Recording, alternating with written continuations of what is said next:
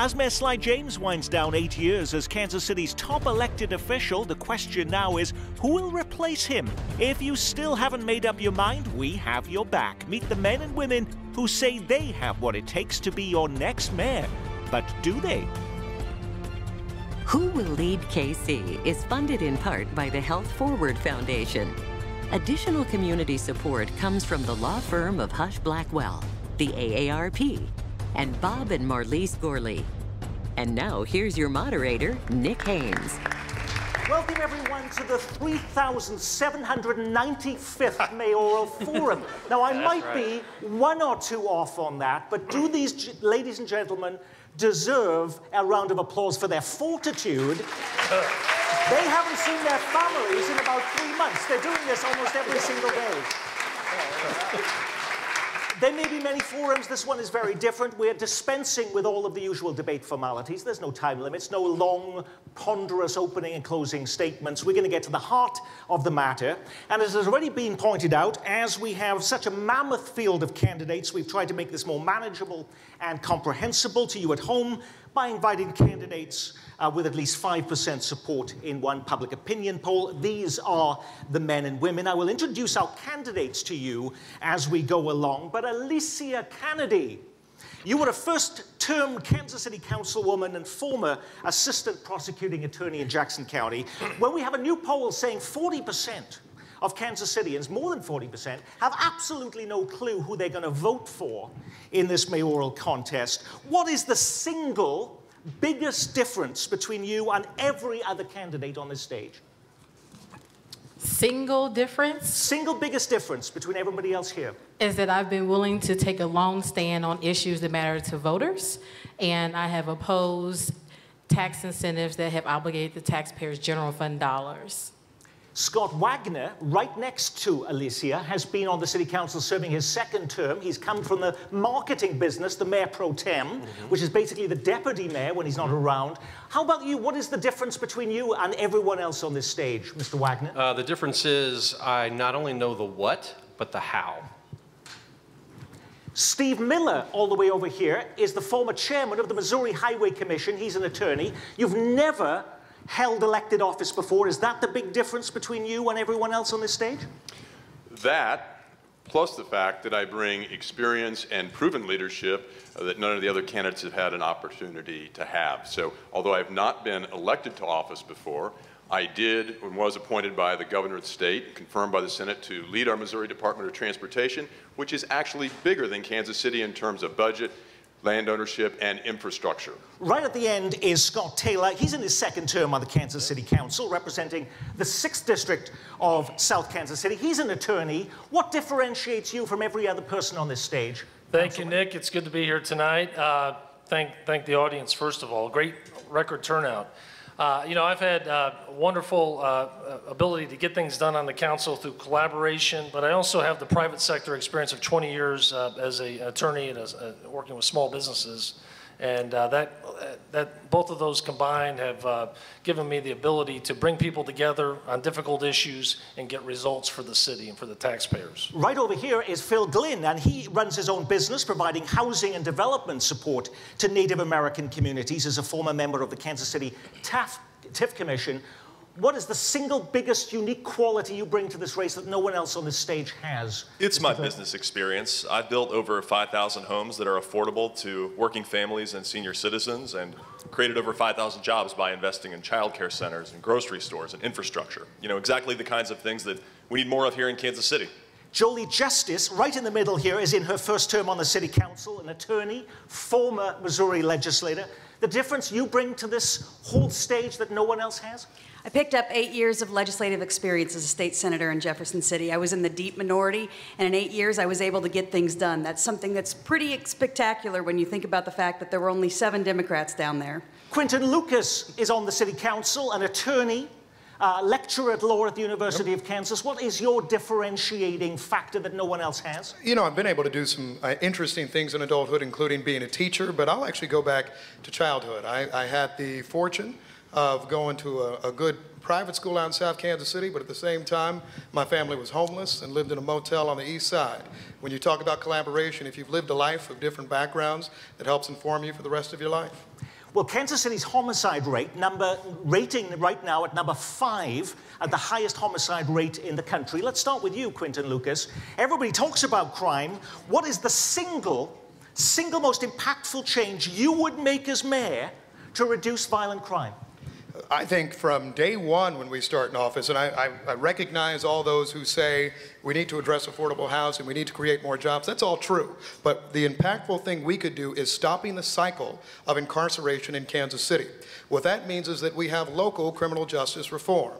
That's not arresting people for things that are small ordinance violations. It's not criminalizing poverty, and it's making sure that we're not getting people in jail for small and petty offenses that lots of other people won't serve time for. You've been on the council for 4 years. Why haven't you done that already? A few things. One, I would like to, as mayor, the mayor has the opportunity to pardon everyone who's been arrested for a municipal offense. I, on day one, would pardon everyone who has been arrested previously for a municipal marijuana possession violation, because the city has decriminalized in the time since. So that's a step one. Steve Miller, the single most impactful change you would make to reduce violent crime in Kansas City is what?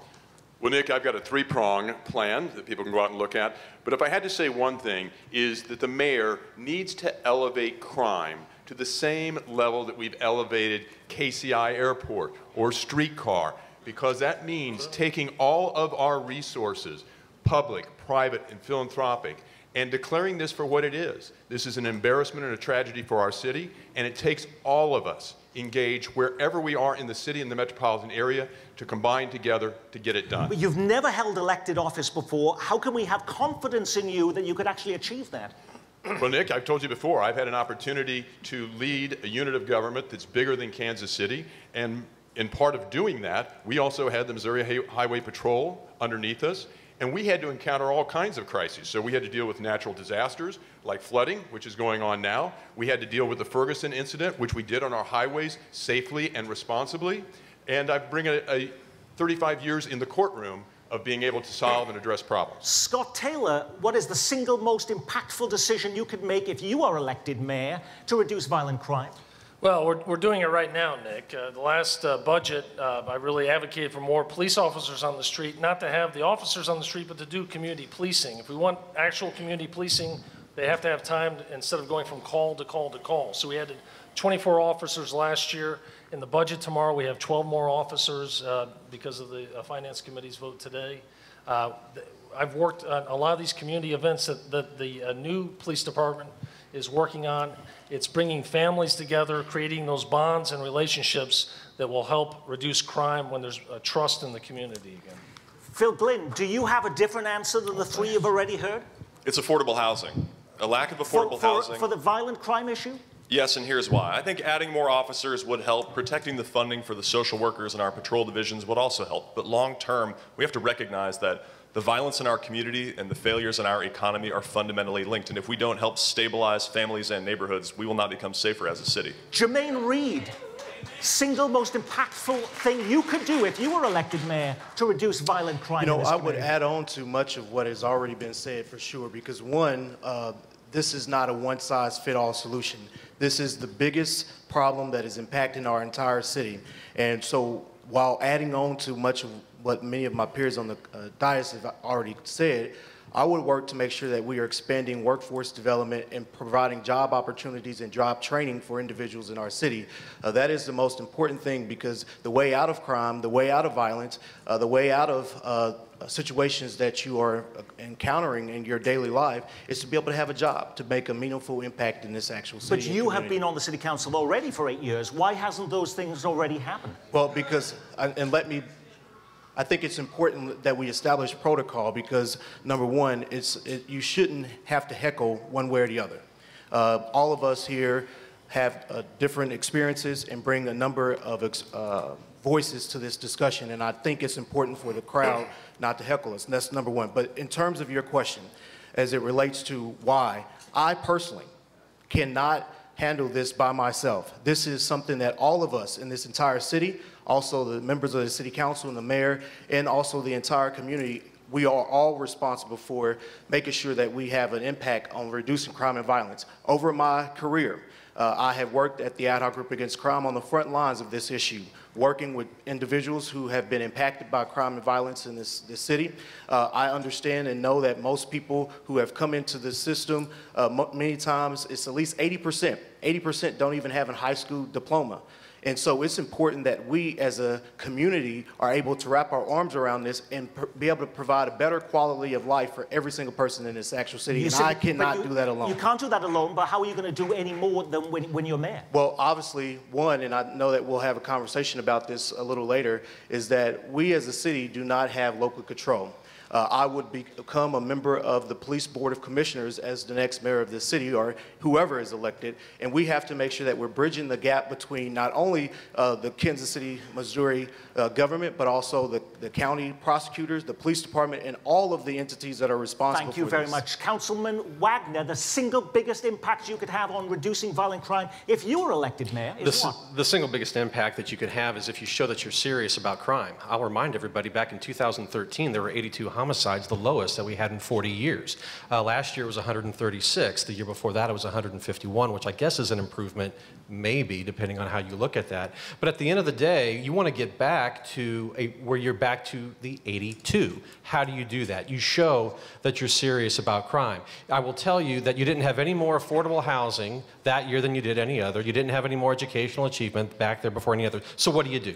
The mayor is a part of many different entities that affect crime. The police department, the city through Aim for Peace, through the health department. There's a violence-free KC that the mayor has never attended. I have someone there that goes every day. The issue is you've got to build cases that can be prosecuted. You do that through the use of the police department, and then you can do preventative measures through Aim for Peace and other agencies that do that work. Alicia Kennedy, do you have any other solutions, the most impactful solution to reducing violent crime in Kansas City if you were elected mayor? I'll tell you, I will not lead it like the streetcar and the airport were led, because I was not happy with how those processes played out. But I will tell you, as the next mayor, it will be my #1 priority, being intentional and deliberate. The most impactful thing the mayor can do is to make it a budget priority. And that means adequately staffing the police department to make sure we have enough officers to address community safety, officer safety, and also to be able to conduct the investigations. We have to move beyond the trigger to address the mental health and social issues that impact violence in this city. And in addition to that, we have to make sure we have a conversation where all the resources are on the table, all the community partners, and the city budget is willing to put some skin in the game to make sure we're addressing the issues, and we have to make sure the community is leading the discussion. What are you cutting from the budget then to allow more resources to be provided for policing and law enforcement? Well, I don't think you have to cut anything. We have an obligation under the city charter that we have to provide 20% of the city's general fund to the police department. Anything beyond 20%, we can enter into a contract with the police department for services. And so there's an opportunity for us to influence how they're staffing to make sure that there's an appropriate number of officers on patrol and in investigation bureaus, and that will create a reduction in crime. The single biggest impact you could have on violent crime if you were elected mayor is what, Jolie Justice? We've spent the last 60 years in this country getting tough on crime, and we've just started getting smart on crime. And that's exactly what we can do to violence prevention in this city. The single biggest thing that we do is you've got a mayor who believes in the public health approach to prevention of crime, a mayor who believes in getting smart on crime, and she's going to sit on the police board, and she's going to take those ideas and beliefs to the police board and make sure that we're focusing on specialty courts, on reentry services, on making sure that we have criminal justice reform, not just at the federal and the state level, but at the local level. That's the single biggest thing we can do. It's a $1 billion budget, 2,000 employees at City Hall. City Hall runs lots of programs and services. Which one is so good that it deserves more money, and which one performs so poorly it deserves to be eliminated, starting with you, Councilman Wagner? Well, let me remind you, $1.72 billion is the budget that we're going to do tomorrow. We have about 7,000 employees, including the police department. Every one of those folks that work for this city do the best job that they possibly can. So it's not a matter of, do they do a bad job? Sometimes it's because of the capacity. But I will tell you this, based on everyone that I talk to, the problem that we seem to have over and over again continues to happen in our city planning department. department. There are people here who want to do business in Kansas City. They want to develop in Kansas City, and not just the big high rises, but little small things. And they have a problem when they try to do that in Kansas City. That is an issue that needs to be addressed. The one that needs the most capacity, though, I'll tell you, is Public Works, because we should be spending a lot more money than we do. We are increasing the amount that we are spending on street resurfacing to $17 million, over $10 million last year, but they need more help, and we know it. So that's where the money would go. How about a program or service that needs to be eliminated? You don't have one?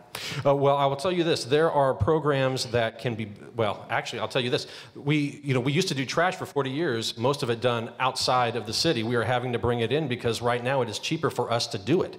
And so the question isn't who should not do it or where it should go somewhere else. It's all cost benefit, and that's the analysis that you have to do as mayor. Councilman Taylor, the program that is doing so well, it deserves more money, and the service that the city provides perhaps shouldn't be doing it. They should eliminate it.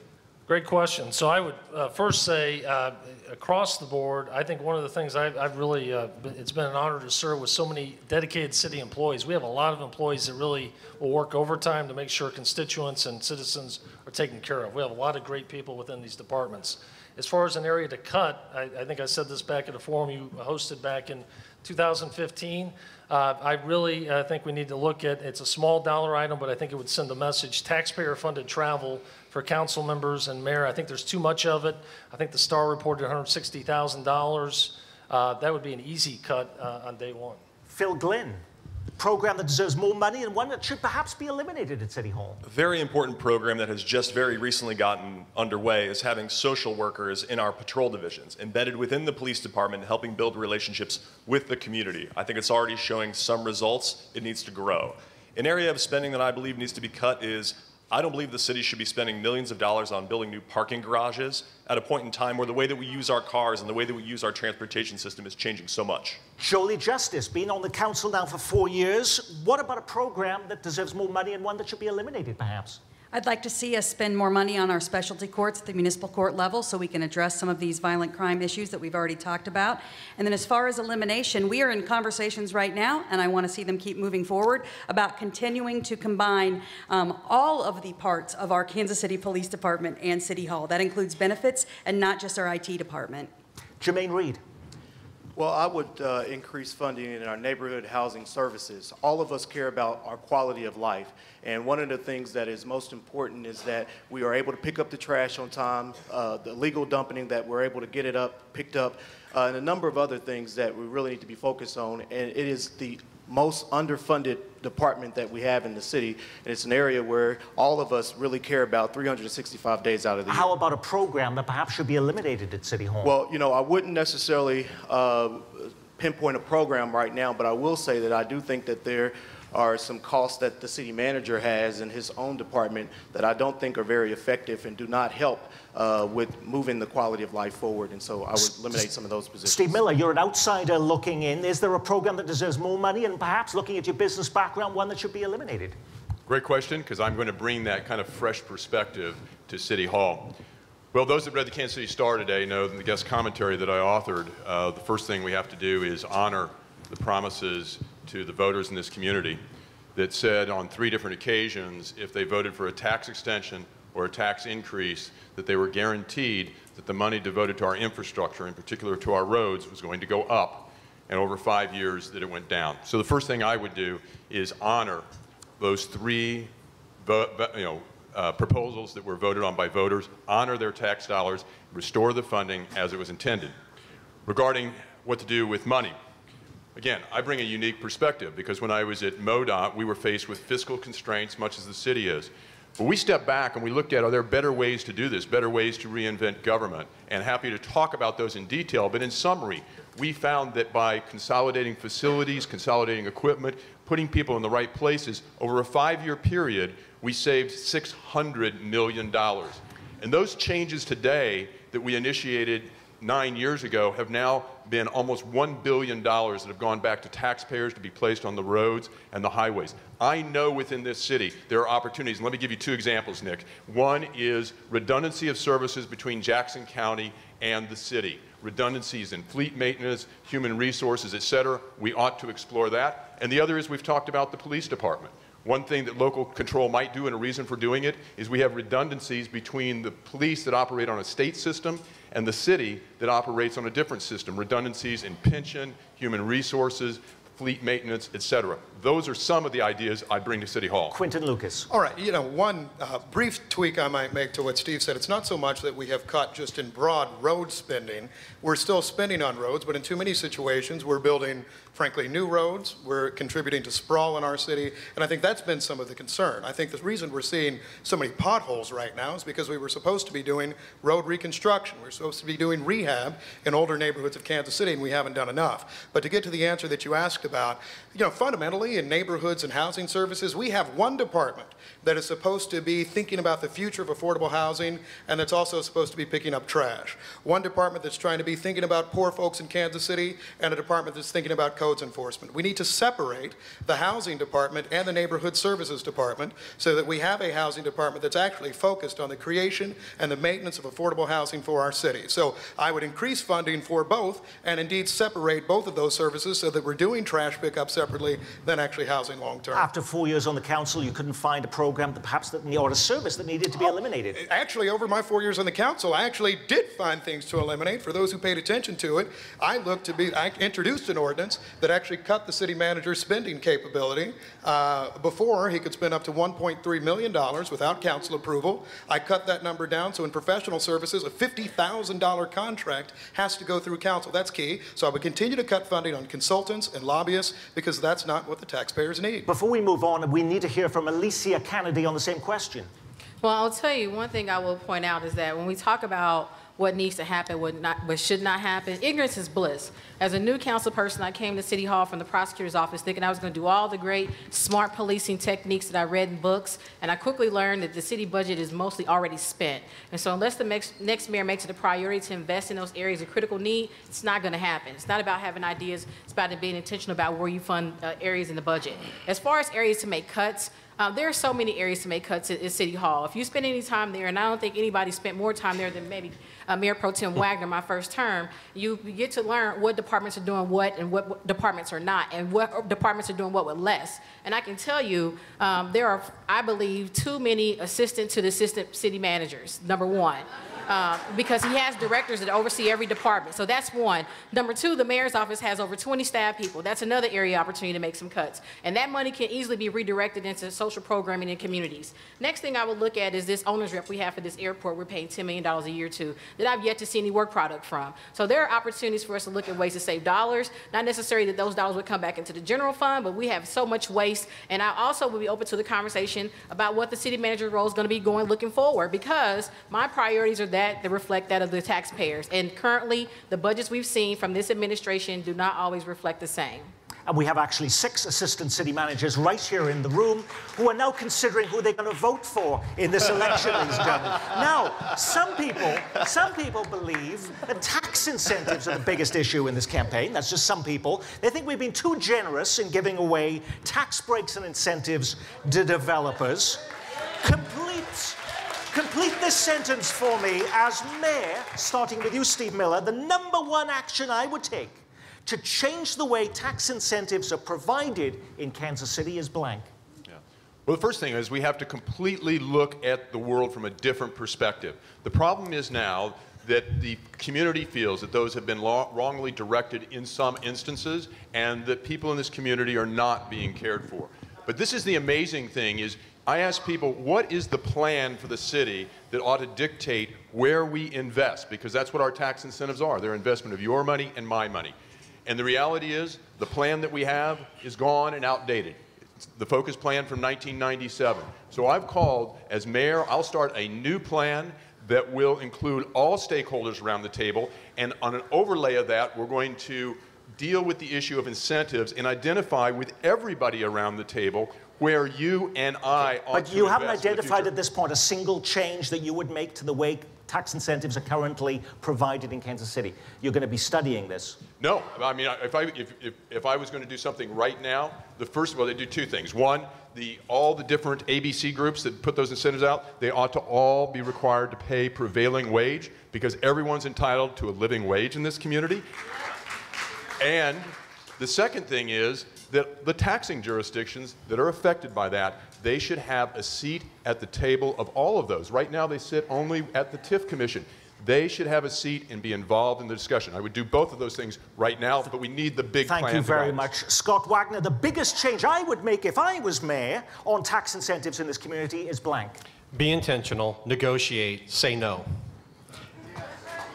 And what I'm mean by that is the system we have is a passive one. If you've got an idea, you come to the city, you say, here's what I've got, and you either say, okay, or yes, or no. If there are things that we want to do as a city, then we need to be looking for the developers who will do the development that we want. And you have a great example of that with what happened at Linwood and Prospect with a grocery store that we wanted to have there. And I give Councilman Jermaine Reed a lot of credit for that work. But you have to negotiate too. You can't just say, oh, here's your deal? Okay. You have to actually push back and say, I like this, but I don't like this. And if they don't do that, then finally you have to say no. And I've actually voted against TIFs. I've actually voted against PIEAs. I've actually voted against super TIFs. And I think I'm the only one that's done that. Jolie Justice, the single biggest change you would make to tax incentives in this community is what?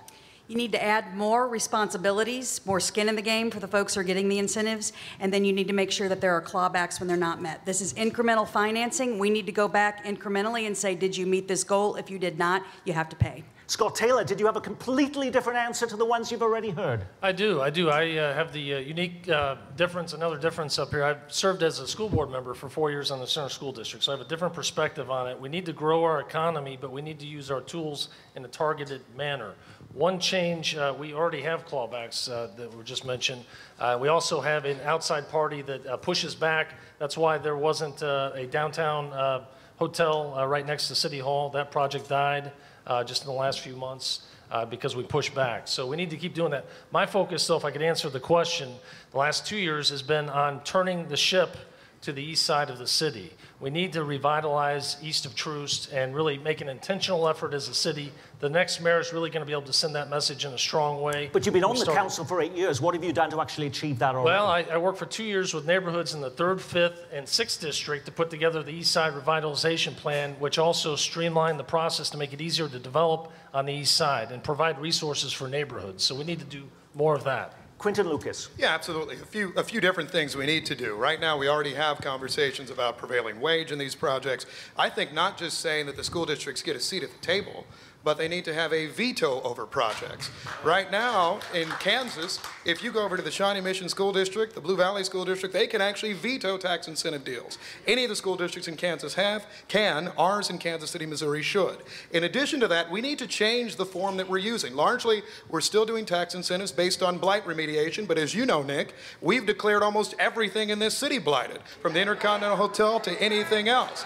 And so what we need to say is that when we're giving incentives, it relates to affordable housing and job creation, quality jobs for working class folks, not for this ambiguous blight. Councilman Jermaine Reed, congratulations. You've just been named mayor, and the biggest change you make to the tax incentive programs in this community is what? Well, I'll pick up where Councilman Lucas left off, because there is that but-for clause that we have to be very intentional about ensuring that we are putting development where it happens. During my 8 years on the city council, I have done just that. It has been referenced already, of course, about the grocery store at 31st and Prospect, but also at 31st Prospect and also at 39th and Prospect. But I was very intentional and also had a sense of urgency. A quick story. I'll never forget going, and then I'll answer the first part of the question. I'll never forget going into the TIF Commission meeting at 25 years old, just elected to the city council, and one of the commissioners said to me, we're not going to do that project over there at 39th and Prospect. And I said, well, why? And he started asking me, well, who I was and everything. And I said, well, I'm on the city council. I'm Jermaine Reed. And he says, well, you're kind of young. I've got clothes older than you. And I turned and said, well, you should get new clothes because it's important that we make this happen for the heart of our community. And so the first thing that I'll certainly do is make sure that we're appointing people who really care about being inclusive and intentional about all of this entire city and ensuring that wherever you are, not just east of Kansas City, but if it's south or if it's west or wherever the parts of our city that are blighted, that we're doing just that. Alicia Kennedy. Well, I will tell you, when you talk about incentives, you have to move to the conversation to the point where you're creating transparency and accountability of the policymakers by requiring the council members to disclose when they're accepting donations from the developers for their projects. Too many campaign contributions, too many campaign contributions. There's a direct correlation of those who are receiving campaign contributions from developers and those that vote consistently yes on taxpayer-funded projects. And we could talk about veto power of schools, but if you're rubber stamping development deals that obligate the city's general fund consistently, it's all rhetoric. We got to move beyond that, create accountability, and make sure that any incentive project in this city meets the needs of the people and has a community benefit agreement that gives back. Nobody has quite got it right until we've heard from Phil Glynn and his view on tax incentives. We got to stop giving them to corporations that don't need them in parts of town that are already doing well. And the experience that I bring to this is as an investor. I represent investors, and they have a right to demand a return on their investment. When we grant a TIF, we all become investors in these deals, and we need to look at it that way. I spent 4 years on the TIF Commission, and when I saw bad deals come across that took money away from our public libraries and our public schools, I stood up against them.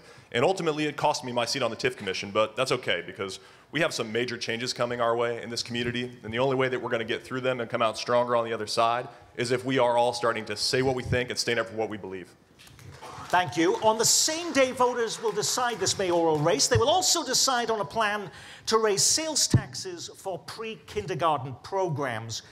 Not everybody has to answer this. Is there anyone on the stage who says it sounds like a good idea, but I plan to vote no? Okay. Oh, wow. All righty, fine. Quick answers on that. Why would you be voting no on that? Because doesn't everybody love pre-kindergarten? What's wrong with you? This vote is not about pre-K, it's about a sales tax. And the city has priorities we have to address economic development, primarily housing. We have over 5,000 units that are short of affordable. That's between $600 and $800 a month. How are we going to pay for it? If we're going to spend $30 million a year to pay for pre-K, which is not a function of the mayor or the city hall, and we're not going to address our needs, it's going to be just like the roads that we've been dealing with. How could you be possibly against pre-K programs, Councilman Wagner? You're wearing an I Love PBS pin. Oh, well, I know, because it is as apple pie as PBS. But, you know, I've been a neighborhood president. I've gone to a number of neighborhoods over my 8 years.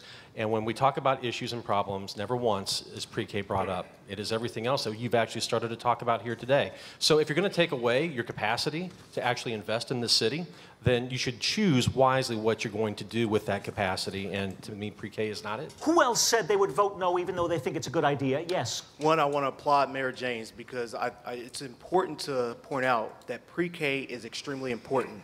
However, the method in terms of how we are trying to fund this from the 1305 statutory authority, which basically puts a cap on the 1305 tax.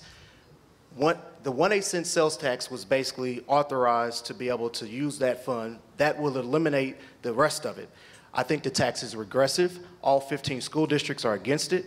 And I think even furthermore, we have to make sure that we are working with our school districts to ensure that they have a seat at the table in the plan that we have right now. They do not. Thank you. Did I see your hand raise on that, Steve Miller? You did, Nick, and partly way up in the sense that I have really struggled with this. I have really, really wanted to support pre-K because I saw the difference that it made for my own children that are now grown.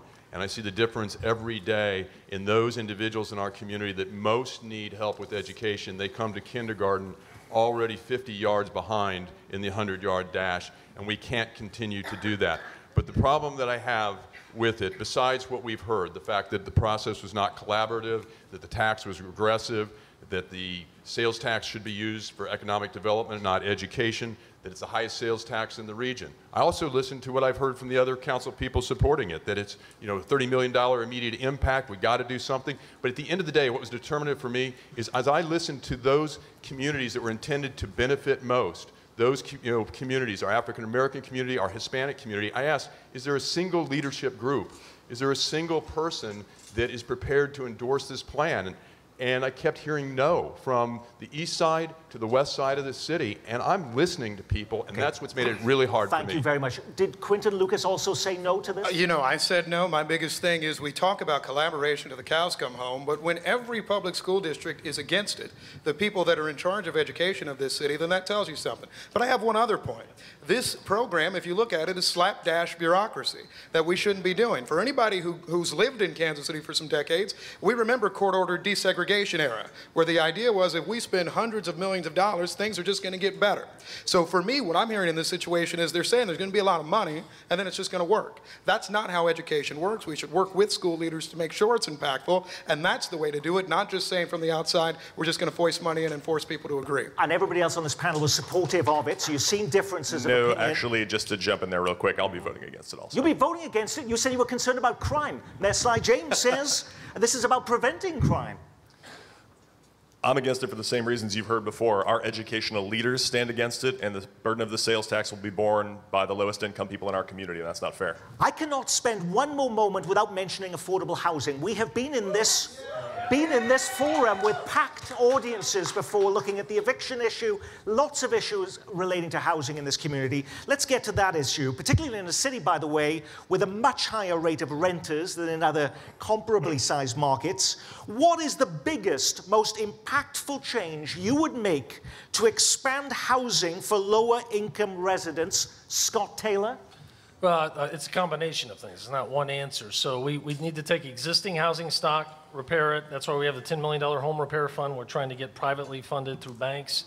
We need to tear down blighted houses and neighborhoods so that people will be able to live in their neighborhoods without the fear of crime in these blighted houses. But you have been on the council for 8 years. Why could you do more things as mayor that you haven't been able to do on the council? Well, that's why I spent the last few years getting together with the 3rd, 5th, and 6th districts to put together the East Side Revitalization Plan to put these things in place. We also need, I can tell you, sitting on the Economic Development Committee, we need a local fund. And so the Housing Committee has come up with a $75 million fund. We need to get it funded. The next mayor will be the one that gets it done because, you know, if we really want all kinds of new housing that's affordable and workforce, there's always a gap when the project goes to a bank if you want to keep the rent very low.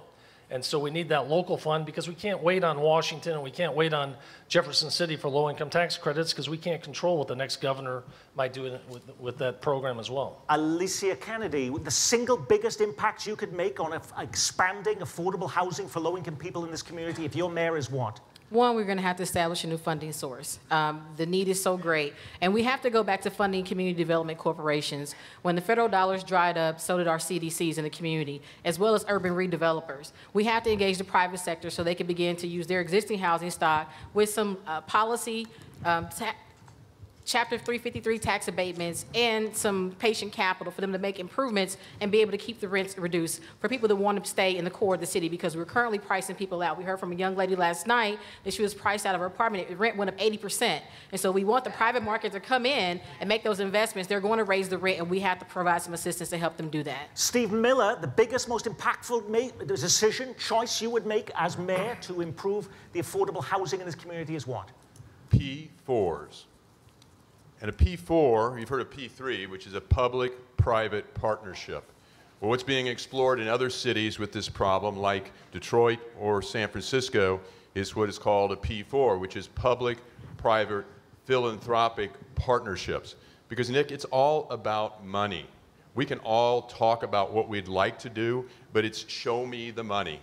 And the only way we can get enough money to address this situation is we have to reach out to all quarters, and that's our public, our private, and our philanthropic communities. And we have a great model, actually, in Kansas City already doing something else. 35 years ago, I was there with my father, Dick Miller, founding Christmas in October, which had the insight to create a not-for-profit that then reached out to business, like the big companies in Kansas City, and brought them in and brought philanthropic dollars in. We need to take that same concept, which already has a history of success on our east side of keeping people in their homes, keeping it affordable, and now we need to leverage it up, and I'll do that. But a mayor is not a CEO of a company or a nonprofit. They have to get 7 votes altogether to actually make something happen. What evidence is there to suggest you could actually do that as somebody who's never served at City Hall? Well, because, Nick, I said before, I've had an opportunity to govern in a larger entity than Kansas City. And guess what? I had to deal with a commission. It wasn't 12 council people, but it was 6 commissioners that were drawn. We think this is diverse. You ought to look at the state of Missouri. Okay, urban, rural, north, south, east, west. And over my leadership, we had only one instance where we had anything but was unanimous. So I have a proven track record for doing that. Jolie Justice. We have to come up with a funding source so that we can create, preserve, and stabilize. We've got to build more housing. We have to build it on transit lines, and we have to build it next to job centers. We can't keep building it on the extremes of the city. We have to preserve our housing stock. We have 9,000 vacant abandoned properties right now that are not for rent or sale. We need to get it rehabbed, and we need to get people back in it, and then we have to stabilize. We need a tenant's bill of rights. We need free legal services to make sure that people who are in their homes can stay in their homes. Alicia Kennedy, you've been on the council 4 years. What possibly could you be doing at mayor that you haven't done on the city council already? Well, that's why I'm running for mayor, because as I mentioned, all these great ideas everybody has up here, the money's spent. And so the mayor has the ability to set the budget. That is the #1 job of the mayor, is to work with the manager to set the priorities of funding in this city. And so as the next mayor, I will make sure that the funding priorities reflect the needs of the community. Now, I am a proud supporter of public schools, and that's why I've consistently voted against these tax incentives that erode the tax base. I'm KCPS May, a proud graduate of Northeast High School. I live in the Hickman Mills School District, and they're considering closing schools right now with the largest economic development project in the history of this state in their backyard. That ain't right. And so when you talk about what we're going to do going forward, we're going to build strong children. We're going to build strong neighborhoods. We're going to build an economy where businesses can thrive, small businesses can grow, and that's going to create a strong Kansas City. Scott Wagner. So you can't do everything all at once. So I'm going to combine what I think your next question is going to be is, you've been here for 8 years. What have you done, right? So, all right, we'll start with that. Use it a couple of times. I'm just putting my notes down and sit down over here. So when I came in 2011, we had our housing department essentially in receivership. The HEDFC, which you may have known was famous for building $1 million homes in Beacon Hill, got in receivership. When I came in, I was asked, can you be part of the team to get us out? And I was, and we've been successful in doing that. And the importance of that was that when HEDFC back in the 07s, 08, and 09 went down, they took every CDC almost with them. And so when we talk about how are you going to build the capacity to do some of these things, we got out of receivership. We no longer owe the federal government $20 million. And now we're moving on to what we can do next. What we can do next, we've talked about funding. And I will tell you that, when we tried in the last term to get $5 million out of the private sector. They didn't come forward. If we are going to get up to $75 million, it means we are going to have to put some money on the table. And I don't mean being on the city council. I mean all of us in this room. Because guess what? If you're looking for the general fund and you want to know where your money's being spent, when I started, 68% of it went to public safety. You know what it's going to be tomorrow when we vote? About 76. So unless you want to get rid of cops and firemen, don't start looking for housing to come out of the general fund. But the other thing that I will tell you is that we need to look at more and new and different types of ownership models, because at the end of the day, if we are going to count on the private sector, that does include creating and growing new CDCs and other sorts of new housing options and ownership options to support them. Thank you very much. Jermaine Reed. Thank you. I approach this from a very personal standpoint because I, like a couple of other of the candidates here on the stage, at times were house to house, and I also experienced homelessness as a child, where I lived at Community Link. And so I understand this from a very personal lens, and I will continue, as I have over the past 8 years, to make sure that I'm able to address this from keeping that lens in mind. We are in a housing crisis. This is not unique to Kansas City. This is something that is happening across this entire country. People are being displaced. People are being priced out of their actual homes. The renters are not able to afford the type of rents that they are able to afford. But we've got to do a number of things. One, I would say that we have to do what you've already heard already here by developing a dedicated affordable housing and healthy housing units. We have to, 2, preserve and improve our affordable housing stock. 3, we also need to be able to help families access the healthy houses that they need. And then 4, we need to be able to do what I started off with by being able to protect against displacement and also improving the quality of life. People should not live in subpar housing where you have mold, you have rats, you have roaches. You should not be able to do that, and we've got to be able to protect the citizens in our community. And as mayor, I will work with my colleagues to make sure that we do that. We have a national housing trust that we also need to have, and that we need to be able to tap into. In addition, we need to be able to ensure that the Housing Trust Fund is established, and we put more than $75 million in it. Thank you. Phil Glynn. To end the affordable housing crisis in Kansas City, we need a mayor who has built affordable housing. I've spent my career bringing private investment into economically struggling communities to build quality, safe, beautiful homes that hotel workers, firefighters, teachers, low-wage workers, and middle-class workers can afford.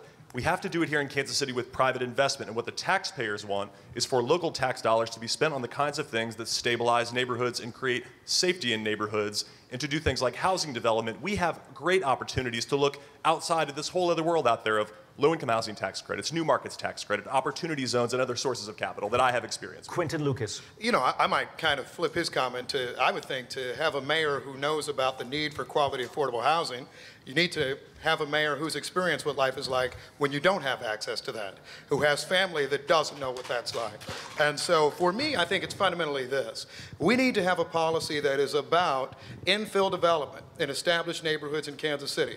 We need to have a policy that's about rehab, both major and minor home repair, making sure that seniors can stay in communities, but also making sure we're creating access to capital for families that are currently renting. Sometimes it's $700, $800 a month when they can get a $550 a month mortgage. I want to create more opportunities for that, and we need a vision that's connected with that sort of thing. One other final point, demolition is not a housing policy.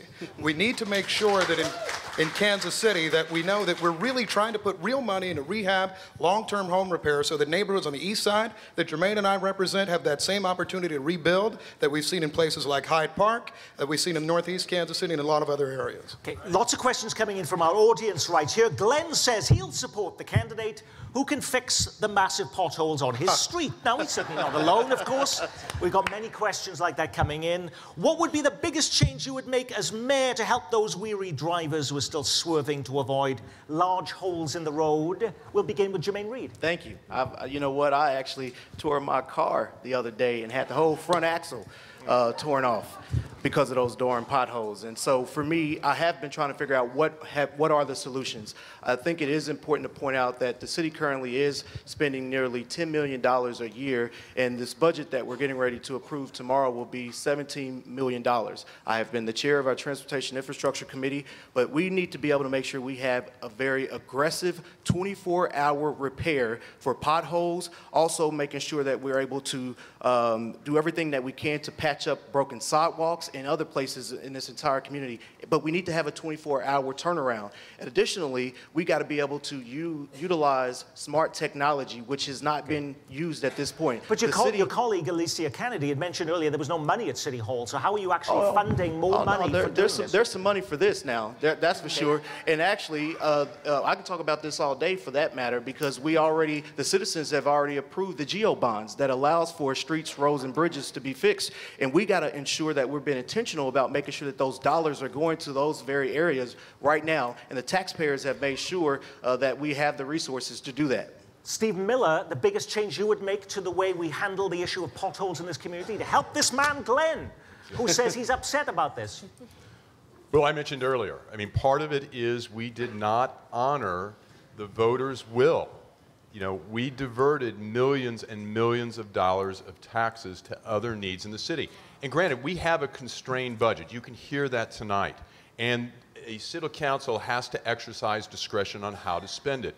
But I think when the voters tell you how you must spend it, and you have promised to spend it that way, that's how you must. So, Nick, I'll give everybody here an example of what if we maintain the roads properly. So people are in this area. If you drive Ward Parkway from 64th Street down to 43rd, it's like a war zone.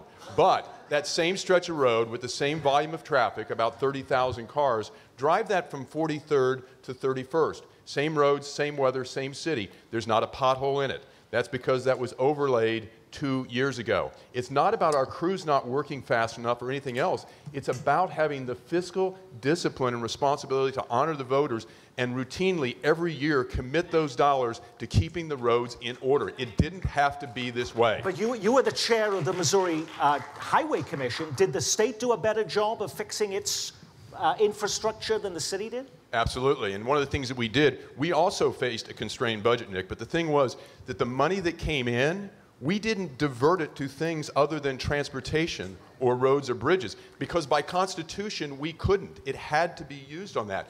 The other thing we do is we have a level of sophistication that I'll bring to the city.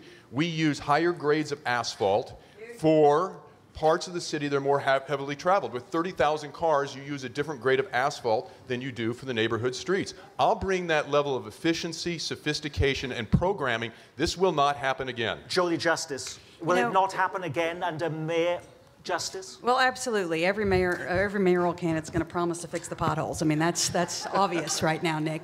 But the reality is that we have 6,000 lane miles of road in this town, and a lot of it, frankly, is because we've had to take significant portions back from the Missouri Department of Transportation because they couldn't take care of the roads, and we have to take it on. So right now, we're building a new Buck O'Neill Bridge. We're doing it with some help from the state, we're doing it with some help from the feds, and we're doing it with some help from all of our neighboring communities who've given up some of their own funds to do that.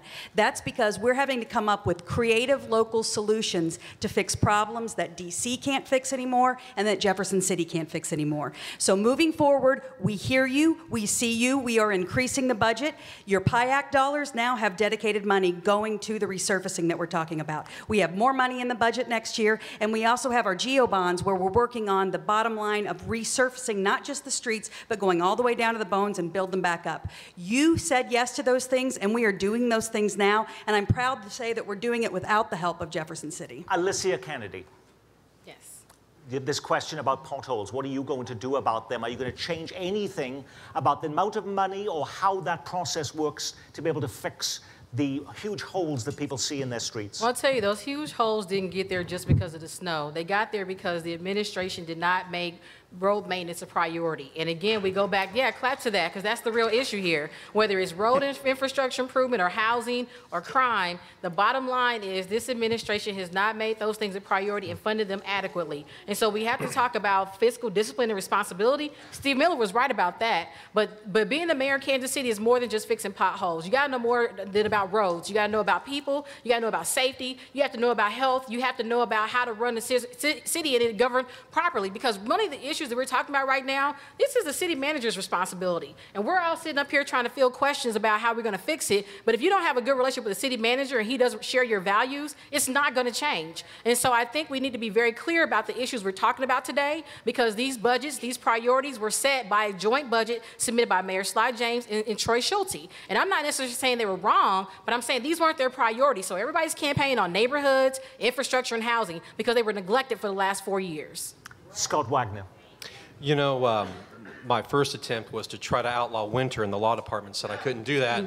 And the reason why I say that, I don't mean to be flippant about it, but this year we've had 25,000 calls to 311 related to potholes. You know how many we had last year? 2,500 by this time. There is a difference that comes when you have a continuous thaw-freeze cycle. Now, is that to say that we need to do more maintenance to our streets? You're darn right we do. We actually estimated back about 5 years ago that you needed to spend about $40 million to take care of the 6,400 lane miles that we have in this city. But you know what? We don't have $40 million today. So what do we have to do? Be smart about where we make our investments. But someone who says that this will never happen again, that's a roll of the dice as far as I'm concerned, because I know after 8 years, things happen. Things happen, and you have to go deal with them. So, and when we talk about priorities, again, I will just remind everybody, if law enforcement is no longer a priority or the fire department is no longer a priority, then let me know, because everywhere I go, I hear about that too. And so when we talk about how do we spend our money, what you voted on for PIAC, you're seeing the first year of that coming May 1st. That extra $7 million is going to be spent every single year on maintenance. And those maintenance crews are out there doing their work. And one final thing, I know I'm pressing my luck. Part of the issue that you have is manpower. Since 2008, we have cut 600 jobs in Kansas City, Missouri, working for the city. You want to know a reason why we can't get out there as fast as we can? It's because we don't have as many people as we used to have doing those same jobs. Thank you. Quinton Lucas. This has been an interesting conversation. I think the real issue is this, and first of all, thank you, Councilwoman Justice, noting that a big reason why we do have some real demands, for example, on Buck O'Neill Bridge, is because the state, MoDOT, really didn't fund what it needed to. I know there are other state sources, but that was a failure that Kansas City's taking back over, and an expensive one at that. But if we're talking about actual road funding, the issue isn't so much that we don't have money going to roads. We haven't lied to the taxpayers. The question is which roads. For example, up in the Northland, there is I like to call it a road to nowhere, roughly $9 million that's connected with a development deal deal that is, in essence, a brand new road, $9 million. That could go to road resurfacing in other parts of the city. That could go to fix existing roads. And so what we really need to focus on is how are we actually fixing the roads that Kansas Cityans are driving on every day?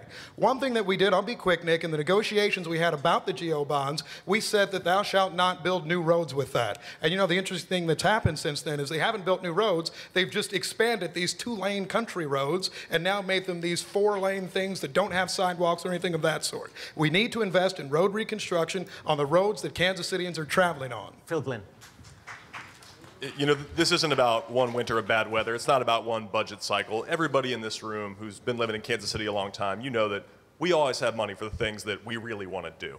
And if you want to see what the priorities of city leadership have been for a long time, look at luxury high-rise development downtown. Look at the construction of new parking garages. And every single one of those potholes that you have to drive over is a symbol of the neglect of neighborhoods. And what we need to get back to is a point where we recognize that economic development isn't about just doling out tax incentives in every part of Kansas City. It's about building strong neighborhood infrastructure, which is the foundation of economic development. Scott Taylor, what are you going to do about potholes when you become mayor of Kansas City in June? Well, I'll tell you, I'm going to fix them so I can stop calling the city manager about every half an hour and using some words that I don't enjoy using. But now I'm being serious on that. But we've got to get that moving. But the bigger picture is I'm going to give you a practical solution. We've heard a lot of different statements up here about it. But I proposed taking, we have, each council district has $4 million of PIAC dollars.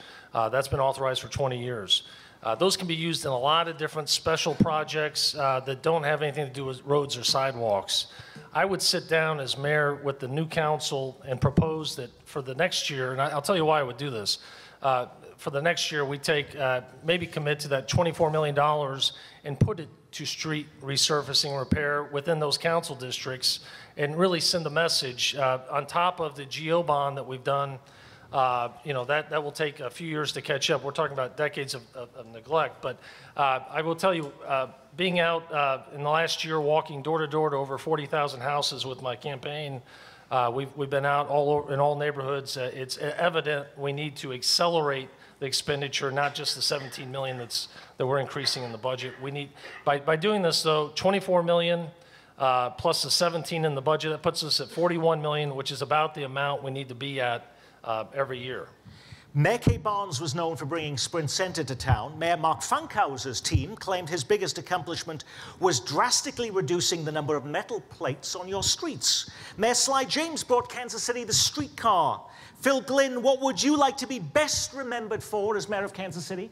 Workforce development. We have neighborhoods in Kansas City where we have concentrated poverty and unemployment, yet at the same time, we have companies across our region who say they can't find enough people to fill the jobs that exist today. Thank you very much. The thing you want to be most remembered for as mayor of Kansas City, Scott Taylor, is what? Well, I'll tell you now, what I would like to be remembered for is the mayor that really brought revitalization east of Truce so that all families and children have the same opportunity in this city. And you would like to be the mayor remembered for what, Quinton Lucas? Who is remembered for a sustained decline in violent crime, so people could feel safe. Mayor Kennedy is best remembered as her mayorship for what? As the mayor of this city, I want Kansas City to be known as a place where you want to raise a family and start and grow your business. Steve Miller, you're remembered as mayor for what?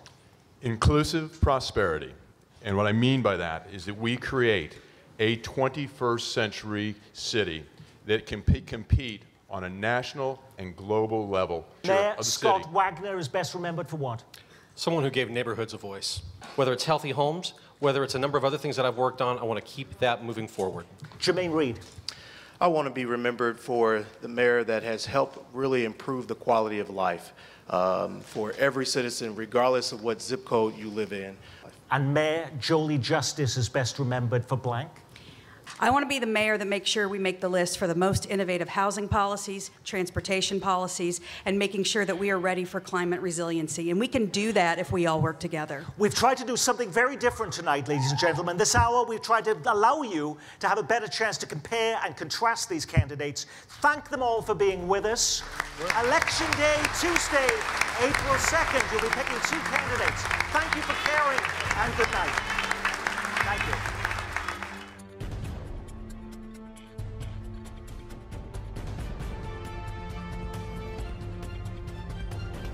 This program was funded in part by the Health Forward Foundation. Additional community support comes from the law firm of Hush Blackwell, the AARP, and Bob and Marlise Gorley.